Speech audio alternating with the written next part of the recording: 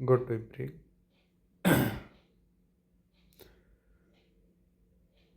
Good morning साथियों, आपके अपने चैनल जीएस पाठशाला पर स्वागत है। आइए आज हम लोग कुछ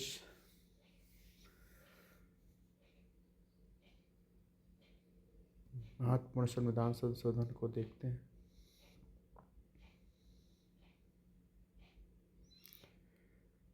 और उसमें क्या प्रावधान किए गए हैं उसे जानते हैं।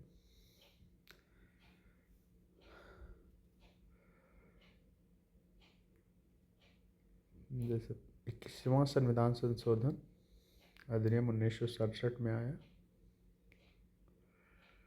जिसमें सिंधी भाषा को 8वीं अनुसूची में 15वीं भाषा के रूप में शामिल किया गया। हमारे जितने भी वनडे एग्ज़ाम होते हैं उन सभी में यह क्वेश्चन कई बार पूछा जा चुका है कि सिंधी को किस अनुसूची में सिंधी को किस अनुसूची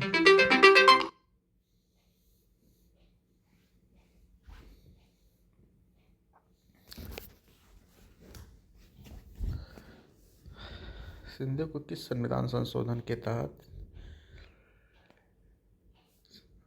8वीं अनुसूची में शामिल किया गया।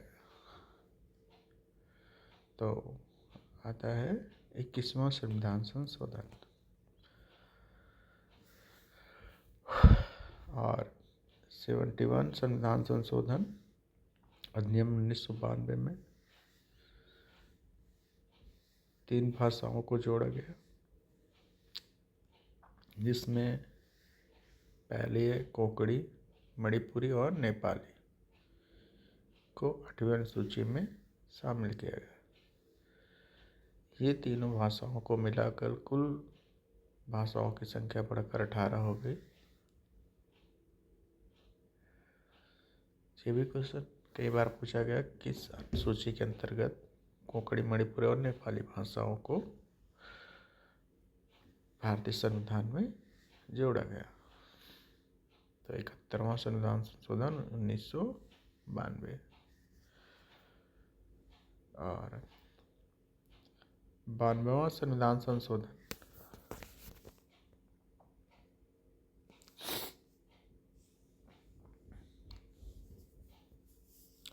92वां संविधान संशोधन अधिनियम 2003 को बोडो, डोगरी, मैथिली और संथाली को शामिल कर कुल भाषाओं की संख्या 22 हो गई। वर्तमान में अभी भी कुल भाषाओं की संख्या 22 ही है। ये भी क्वेश्चन बहुत ही इम्पोर्टेंट है, जो संविधान संशोधन के तहत पेपरों में आता है कई तरह से। जैसे कि दे देगा कि 92 संविधान संशोधन के तहत निम्नलिखित में से किन भाषाओं को जोड़ा गया, नहीं जोड़ा गया। तो बोडो, डोगरी, मैथिली दे देगा और चौथा मणिपुर दे देगा, या कोंकणी दे देगा, या नेपाली दे देगा। तो आपको इसमें चूज़ करना होगा किसे नहीं जोड़ा गया 92 संशोधन के तहत। और ये भी पूछ सकता है कि जैसे 92 संविधान संशोधन के तहत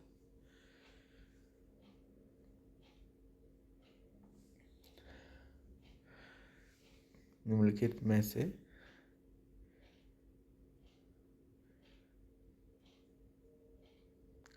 कौन सी भाषा नहीं जोड़ी गई। सिंधी भी डाल सकता है। तो इन तीनों जो संविधान संशोधन के हैं, अलग अलग भाषाएं जो भी जोड़ी गई 15वीं और 16वीं, 17वीं, 18वीं, फिर 18 चार ये जोड़कर 22 हो गई। तो इनको अलग अलग तरीके से एग्जाम में पूछता है।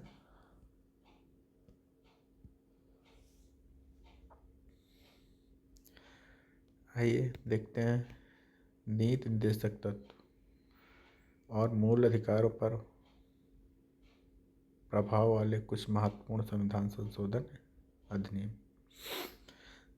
42वां संविधान संशोधन कई बार परीक्षाओं में पूछा जा चुका है कि इनमें से कौन से प्रावधान हैं जो 42वें संविधान संशोधन के तहत जोड़े गए। पहला पूछा जाता है, इसे मिनी कॉन्स्टिट्यूशन कहा जाता है 42वें संविधान संशोधन को।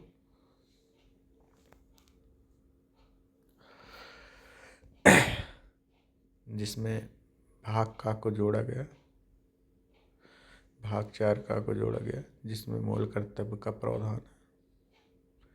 मूल कर्तव्यों को भारतीय संविधान का हिस्सा बनाया गया। नीति 3 नए नीति निर्देशक सिद्धांत शामिल किए गए, इसमें अनुच्छेद 39 का, अनुच्छेद 43 का और अनुच्छेद 48 का। 39 का में है निःशुल्क एवं विधिक सहायता।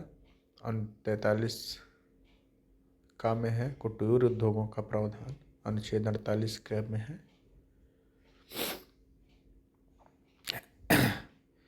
कृषि एवं पशुपालन का प्रावधान किया गया है। 44वें संविधान संशोधन 1978 में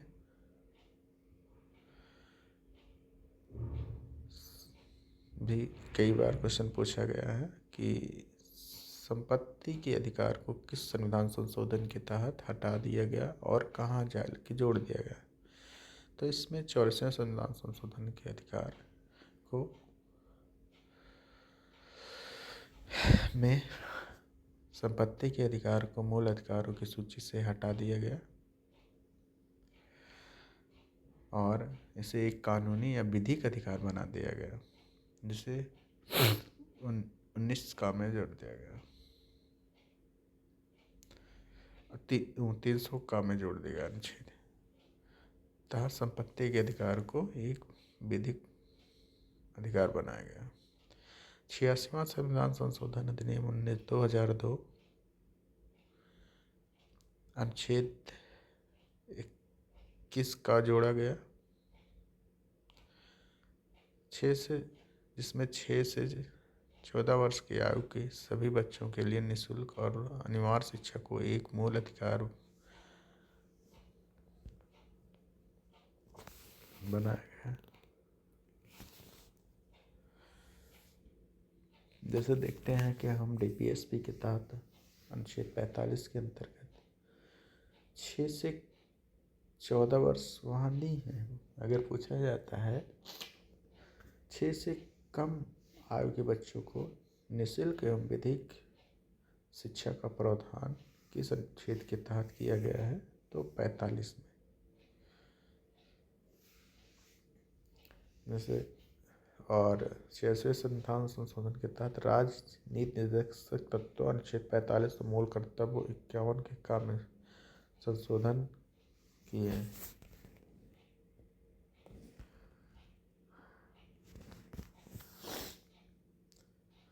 और 97 भी एक बहुत ही महत्वपूर्ण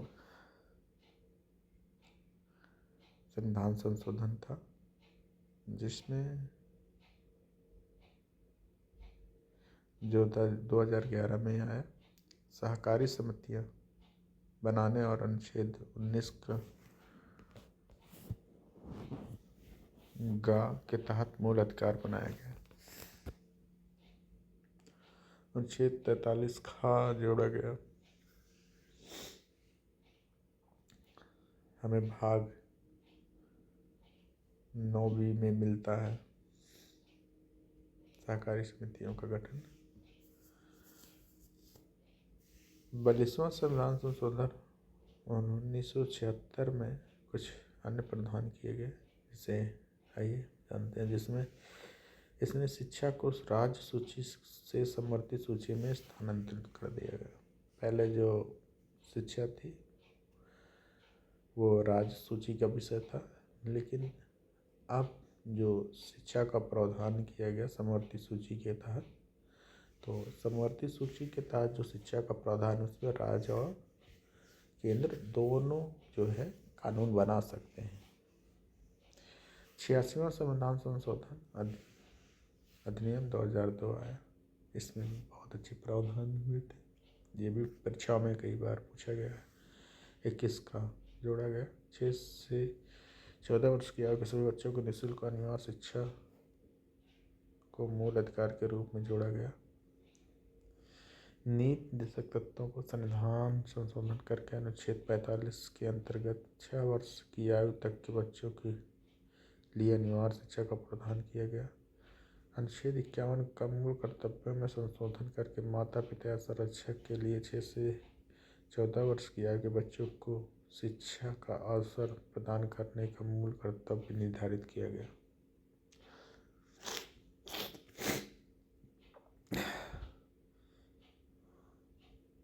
दोस्तों आज की क्लास यहीं तक।